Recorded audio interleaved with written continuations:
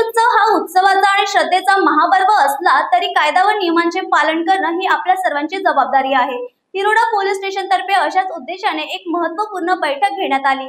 या तालुक्यातील सर्व गणेश मंडळ आणि डीजे मालकांना ध्वनी प्रदूषण नियमांचे पालन करण्याच्या सूचना देण्यात आल्या। तिरोडा पोलीस स्टेशनच्या सभागृहात गणेश उत्सवाच्या पार्श्वभूमीवर एक विशेष सभा आयोजित करण्यात आली। या सभेला तिरोडा शहर व तालुक्यातील सर्व गणेश उत्सव मंडळ तसेच डीजे मालक उपस्थित होते। यावेळी पोलीस निरीक्षक अमित वानखेडे यांनी उपस्थितांना संबोधित करताना स्पष्ट सूचना दिल्या की विसर्जन मिरवणुकीत डीजेचे किंवा बँडचा वापर करताना ध्वनी प्रदूषण अधिनियमाचे पालन करणे अत्यावश्यक आहे। विशेषतः शासनाच्या परिपत्रकानुसार डेसिबल मर्यादा ओलांडली गेल्यास कारवाई करण्यात येईल अशी स्पष्ट सूचना यावेळी देण्यात आली। डीजे वाजवताना ठराविक मर्यादेत आवाज ठेवणं ही प्रत्येक मंडळाची जबाबदारी असल्याचंही त्यांनी स्पष्ट केलं।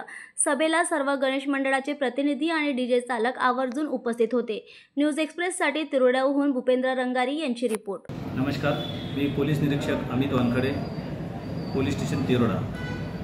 आज रोजी आम्ही पोलीस स्टेशन तिरोडा हद्दीमधील सर्व सार्वजनिक गणेश मंडळाचे पदाधिकारी तसेच डीजे चालक मालक यांची आज रोजी पोलीस स्टेशनला बैठक आयोजित केलेली होती।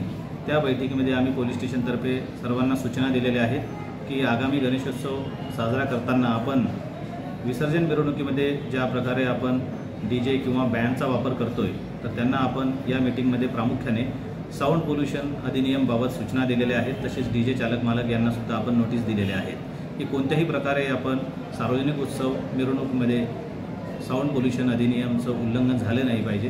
त्याकरिता आपण त्यांना आवर्जून जे डेसिबलची मर्यादा आहे त्या डेसिबलची मर्यादासुद्धा समजावून सांगितलेली आहे व त्याप्रमाणे आपण आपला उत्सव आनंदामध्ये साजरा करण्याबाबत त्यांना आपण सूचना दिलेल्या आहेत।